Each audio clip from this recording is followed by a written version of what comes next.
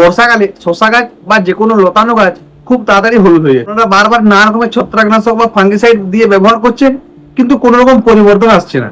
যত দামি আছে আপনারা সব রকম ওষুধ ব্যবহার করে ফেলেছেন, কিন্তু গাছের কোনো পরিবর্তন নেই। কেন হচ্ছে এই প্রশ্নটাকে একবার মনে জাগেনি যে গাছগুলো হলুদ হচ্ছে কি জন্য? এটা কি কোনো রোগ, না গাছে কোনো খাবারের অভাব? আর মূলত বর্ষাকালে কেন এই সমস্যাগুলো বেশি দেখা যায়? গ্রীষ্মকালে কিন্তু এতটা কিন্তু নয়। কেন কি শশা গাছ বা যে কোনো লতানো গাছ বর্ষাকালে যেসব চাষ করা হয় সেই গাছগুলো কেন হলুদ হয়, সেটা নিয়ে আমরা আলোচনা করব। আর তার প্রতিকার কি, কম খরচের মধ্যে আমরা কি কি ওষুধ ব্যবহার করে 100% কাজ পাবো, কি কি ব্যবস্থা নেবো, তার জন্য যারা চ্যানেলে নতুন, চ্যানেলটা সাবস্ক্রাইব করে রাখুন পরবর্তী প্রত্যেকটা আপডেট সঠিক টাইমে পাওয়ার জন্য।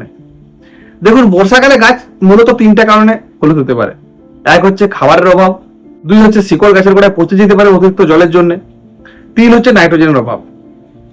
আর কি ছত্রাকনাশকের কারণে যেসব হয় ফাঙ্গিসাইডের জন্য, সেগুলো কি সেই হলুদগুলো আপনি নিজেই চিনতে পারবেন। সেই হলুদের মধ্যে কি বলুন তো, গাছের মধ্যে একটা তামাটে ভাব থাকবে, একটা স্পট থাকবে, ছোট ছোট বিন্দু বিন্দু দাগ থাকবে বা টপা টপা দাগ থাকবে। আর যদি খাবারের অভাবে হয় বা শিকড় মরে যাওয়ার জন্য হয়, সেক্ষেত্রে বুঝবেন কি করে? যদি গাছে শিকড় মরে যাওয়ার জন্য হয়, তাহলে সেই গাছগুলো কিন্তু খুব একটা বৃদ্ধি পাবে না। গাছগুলো ছোট ছোট হয়ে যাবে, পাতাগুলো কুকুরে যাবে, পাতাগুলো শক্ত হয়ে যাবে। আর যদি মোজাইক ভাইরাসের জন্য হয়, মোজাইক ভাইরাসের জন্য হলে সেটা আপনি পরিষ্কার বুঝতে পারবেন যে 10টা গাছের মধ্যে একটা গাছই শুধু হলুদ হচ্ছে, বাকি গাছগুলো কিন্তু ঠিক আছে। সেটা কিন্তু মোজাইক ভাইরাসের কারণে। আর খাদ্যের অভাবে বলতে গেলে কি করে বুঝবেন? 100টা গাছের মধ্যে 70টা কি 60টা গাছ আপনার হলুদ হয়ে যাবে, কি 50টা গাছ হলুদ হয়ে যাবে, আর 50টা গাছ কিন্তু ভালো থাকবে। সব গাছ একসাথে কিন্তু হলুদ হবে না। কেন? সব গাছের শিকড় কিন্তু সমান নয়, আর সব গাছ কিন্তু সমানভাবে খেতে পারে না। কারণ সমস্ত মানুষের মধ্যে যেমন সমান কিছু থাকে না, সেরকম গাছের ক্ষেত্রেও কিন্তু সেটাই ঘটে। যে কারণে কি আমরা সহজেই বুঝতে পারবো 50% গাছ ভালো আছে, 50% গাছ খারাপ আছে। কেমন হলুদ হয়েছে? যেমন কচি কলা মাটি যেরকম হয়, কলা গাছের নতুন পাতাটা যেরকম সবুজ হয়, সেরকমই কিন্তু সবুজ হয়ে যাবে। আস্তে আস্তে আপনারা কি করবেন? কোন রকম ছত্রাকনাশক ব্যবহার করে যখন কাজ হচ্ছে না, আপনারা কিন্তু আশাটা ছেড়ে দিবেন যে এটা আর খরচ করে লাভ নেই। কিন্তু আমাকে ভালো করে জমিটাকে পরিদর্শন করতে হবে যে কি কারণে হচ্ছে। শিকড় পচে গেছে, না নাইট্রোজেনের অভাবে হচ্ছে, না জিঙ্কের অভাবে হচ্ছে, না আয়রনের অভাবে হচ্ছে, না ম্যাগনেসিয়াম সালফেটের অভাবে হচ্ছে। এই জিনিসগুলো যদি একটু ভালো করে লক্ষ্য করেন, তাহলে কিন্তু আপনাকে দুশ্চিন্তার মধ্যে পড়তে হবে না। কম খরচ করে আপনি কিন্তু আপনার গাছটাকে রিকভার করতে পারবেন খুব তাড়াতাড়ি। একটা জিনিস লক্ষ্য করবেন, বর্ষাকালে এটা হওয়ার কারণ কি? অতিরিক্ত বৃষ্টি। প্রত্যেক দিন যখন বৃষ্টি হবে, তখন আপনি জমিতে যে খাবারটাই দেন, গাছের খাবারগুলো কিন্তু মাটির তল দিকে বা জমিতে জলের মারফতে বাইরের দিকে বেরিয়ে যায়। গাছ শুধুমাত্র যে আমরা এনপিকে ছড়িয়ে দিলাম বা নাইট্রোজেন ছড়িয়ে দিলাম গাছের জন্য এটাই পর্যাপ্ত, তা কিন্তু নয়। আমরা মাঝে মধ্যে কোনো কোনো মাইক্রোনিউট্রিয়েন্ট ব্যবহার করি, যার মধ্যে zinc, boron, sulphur, magnesium, potassium, manganese, সব আয়রন সব কিছুই রয়েছে। সেই সব জিনিসগুলো আবার মাটিতেও রয়েছে। যখন বৃষ্টি হয় তখন গাছ কিন্তু সেগুলো আর খেতে পারে না, তখন অটোমেটিক মাটি থেকে ধোয়া হয়ে নিচের দিকে নেমে যায়, তখন গাছ কিন্তু হলুদ হয়ে যেতে পারে। যে কারণে আমাকে এক্সট্রা করে এমন কিছু অনুখাদ্য ব্যবহার করতে হবে, যেসব অনুখাদ্যগুলো ব্যবহার করলে এই সমস্যাটা কিন্তু তাড়াতাড়ি কেটে যাবে। এর জন্য আমরা কি ব্যবহার করব? এর জন্য আমরা ব্যবহার করব ম্যাগনেসিয়াম সালফেট, যেটা এপসম সল্ট। এটা আমরা কি করব? স্প্রে করব। 16 লিটারের দামে কত স্প্রে করব? 5 থেকে 10 গ্রাম। 7 দিন ছাড়া 2 থেকে 3 বার যদি স্প্রে করা হয়, গাছের মধ্যে কিন্তু আমরা পরিবর্তন লক্ষ্য করতে পারবো।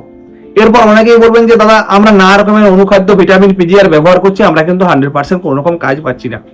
দেখুন, আপনি যে জিনিসটা ব্যবহার করছেন সেই জিনিসটা শুধুমাত্র গাছ নিজে থেকে খেতে পাচ্ছে, সেই রকম ভাবে আপনাকে ব্যবহার করলে হবে না। আপনি এমন কিছু ব্যবহার করুন সেই জিনিসটা যেমন গাছও খেতে পারে, আর সে যেমন মাটিতে আরো যে যে উপাদানগুলো রয়েছে গাছকে খাওয়াতে পারে।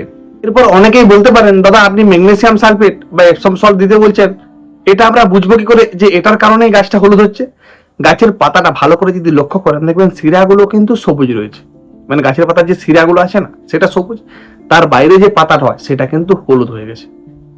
আপনি কিন্তু যে কোনো মানুষকে যদি দেখান, সহজে একটা বাচ্চা ছেলেও কিন্তু বলতে পারবে যে গাছের শিরাগুলো সবুজ আছে, গাছের পাতাটা কিন্তু হলুদ হয়েছে। এই সমস্যা হলেই আপনাকে এপসম সল্ট বা ম্যাগনেসিয়াম সালফেট ব্যবহার করতে হবে।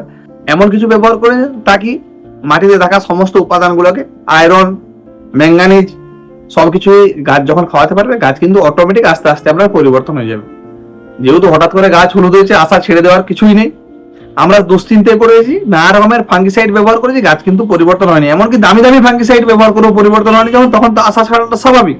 কিন্তু আমরা একটা জিনিস লক্ষ্য করতে হবে, আমি এছাড়া আরো আপনার একটা পিজিআর বা অনুখাদ্যের কথা বলবো, যেটা ব্যবহার করলে আপনি কিন্তু 100% কাজ পেতে পারেন। এই অবস্থায় যেটা আপনার হিউমিক 98%, মানে যাতে হিউমিক আছে, ফালবিক আছে, 98% যে হিউমিক আছে সেটা যদি ব্যবহার করতে পারেন তাহলে কিন্তু এই সমস্যাটা 3 থেকে 4 দিনের মধ্যে আপনি অটোমেটিক দেখতে পাবেন গাছ কিন্তু কচি কলাপাতি রং থেকে গাঢ় সবুজ হতে শুরু করেছে। 5 কাঠা জায়গায় মোটামুটি 1 KG up to minimum 500 gram up to 1 KG যদি ব্যবহার করতে পারেন ইউরিয়া সারের সাথে মিশিয়ে। ইউরিয়াটা কারণ দেবেন, কারণ বলেছি যে এখন নাইট্রোজেনের পরিমাণটা কিন্তু জমি থেকে কমে যেতে পারে যেহেতু বৃষ্টি হচ্ছে।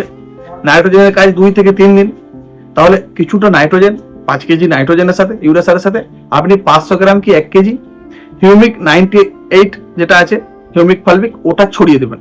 আপনি আস্তে আস্তে লক্ষ্য করবেন যে শিকড়গুলো পচে যাচ্ছিল বা শিকড়গুলো বাড়ছিল না বা গাছের যে খাবারগুলো খেতে পারছিল না, গাছ কিন্তু অটোমেটিক সেই খাবারগুলো খাওয়া শুরু করবে আর আস্তে আস্তে গাছটা কিন্তু রংটা চেঞ্জ হয়ে যাবে, এমনকি ফলও আপনার ভালো রকম আসতে শুরু করবে। এরপর অনেকেই বলবেন দাদা তাহলে এই অবস্থায় আমরা তো খাবারটা দিলাম, তারপরে গাছটাকে তাড়াতাড়ি রিকভার করবো কি করে? তার জন্য কি করবেন? ফাঙ্গিসাইড ব্যবহার করবেন। কোন ফাঙ্গিসাইড ব্যবহার করবেন? যাদের কাজ 2 রকম, প্রিভেন্টিভ, কিউরেটিভ। যেহেতু বর্ষাকাল, আজকে গাছ ভালো আছে, কালকে যখন মেঘলা ওয়েদার হবে তারপর দিন যখন আবার রোদ দেবে গাছ কিন্তু আবার হলুদ হয়ে যেতে পারে। যে কারণে আমরাকে এমন কিছু বোর্ড স্পেকট্রাম ফাঙ্গিসাইড ব্যবহার করতে হবে যার কাজটা দীর্ঘদিন। তার জন্য আপনারা সিগজেন্টা কোম্পানির অ্যামিস্টারটাও ব্যবহার করতে পারবেন। আমি যেটা ভিডিওতে আপনাকে হামেশাই বলি, কম খরচের মধ্যে সিঙ্গেল। এছাড়া নানা রকম দামি আছে, ডেরেকো, সুমিটামো কোম্পানির ডেরেকো 20 ml, তার সাথে রেডোমিল গোল্ড একটা মানে যে 50 গ্রামের পাউচগুলো হয় মিশিয়ে স্প্রে করে দেবেন।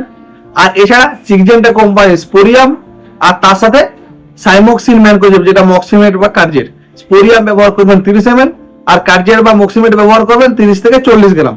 তাহলে কিন্তু এই সমস্যাগুলো আপনাকে আর ফেস করতে হবে না। একটা মাইক্রোনিউট্রিয়েন্ট বা পিজিআর এর নাম বলছি যেটা আপনারা ব্যবহার করতে পারেন, সেটা কি ব্ল্যাক ম্যাজিক, মডার্ন কোম্পানির ব্ল্যাক ম্যাজিক। এটা 5 কাঠাতে আপনারা, যেহেতু আমি হিউমিক 98% বলেছি, ব্ল্যাক ম্যাজিক 98, এটাও কিন্তু ওই আপনার 98% হিউমিক বা ফলবিক আছে, এটা ব্যবহার করতে পারেন। এছাড়া কি আমি যেটা আপনাকে হামেশাই বলি সাই পাওয়ার প্লাস, যদি কেউ পিজিআর হিসাবে কোনো অনুখাদ্য ছড়াতে পারেন তাতে কিন্তু গাছের মধ্যে খুব তাড়াতাড়ি একটা চকচকে ভাব থাকবে, ঠিক আছে, গাছটা চকচক করবে, সবুজ হয়ে যাবে। তার জন্য সাই পাওয়ার প্লাস 40 ml এই পিজিআরটা ব্যবহার করা যায়। এছাড়া মার্কেটে নানা রকম পিজিআর আছে, আপনারা বারবার হয়তো মনে হতে পারে দাদা আপনি এই পিজিআরটা বলছেন কেন। দেখুন এই পিজিআরটা যেই ব্যবহার করছে সেই কিন্তু আমার বলছে দাদা আমি কিন্তু আপনার কথা মতো ব্যবহার করে ভালো কাজ পেয়েছি। যতক্ষণ প্রোডাক্ট কাজ করবে ততক্ষণ পর্যন্ত আমি বলবো, যখন কাজ করা বন্ধ করে দেবে তখন কিন্তু আমি আর বলবো। আর এমন অবস্থায় সবসময় সুষম সার দেওয়ার চেষ্টা করবেন। সুষম সার মানে কি 15-15-15 বা 16-16-16 এই দুটো সার আমি এখন রেফার করব। এই অবস্থায় গাছে ছড়ানোর জন্য বেশ সব থেকে ভালো 16-16-16 যে ফার্টিলাইজারটা আছে এনপিকেটা, এটা এখন ব্যবহার করবেন জমিতে, তাতে কিন্তু গাছ ভালোর দিকে আসবে। শেষ পর্যন্ত দেখার জন্য অসংখ্য ধন্যবাদ। পরবর্তী প্রত্যেকটা ভিডিও পেতে আমাদের চ্যানেলটি সাবস্ক্রাইব করে রাখুন। ধন্যবাদ।